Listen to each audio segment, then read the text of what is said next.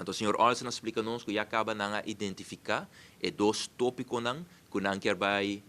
intensificar a colaboração entre Merca e Aruba e essa aqui é tópico que agora selectar door de stakeholders, zowel aqui na Aruba também, qual também está traficação de gente, human trafficking e também community policing, esse é o conceito de barrio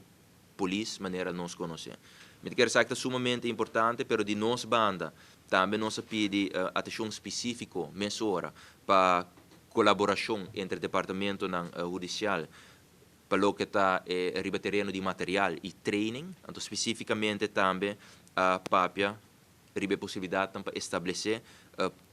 programa de training, de liderazgo que wordt oferecido door de FBI ideia para que por worden organizar na Aruba riba termino largo. Me quer assim na bota amplia, mais possibilidade também para esse colaborar com o aparato judicial, não somente esse no corpo policial, mas esse na CEA, KIA, waar nos costa, turla hay oportunidade para seguir diferentes cursos aqui, para sobre o curso te enfocar riba liderazgo com o aparato judicial em geral, que é curso, training hopi amplo. Que nessa aqui a possibilidade que nós conversar riba com o Sr. Olsen, é todo hopi positivo e em futuro cercano, ora nós vamos nos visita na América e Senado e House of Representatives também bem Aruba, sabe que é tópico não concreto que nós vai papel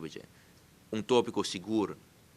que também nossa papel que é importante também mirando o desenvolvimento atual da situação de Venezuela e com América também tem caso aquilo por brindar ajuda, mirando também suma de placa que não há disponível agora aqui para ajudar a isla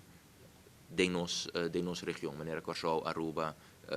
Bonaire, Sint Maarten, etc. Que me quer nós estamos aqui reunião hobby positivo e nós temos espera agora aqui de programa concreto para sina luna nang nos dilante e primeira reunião nang Porto Maluga.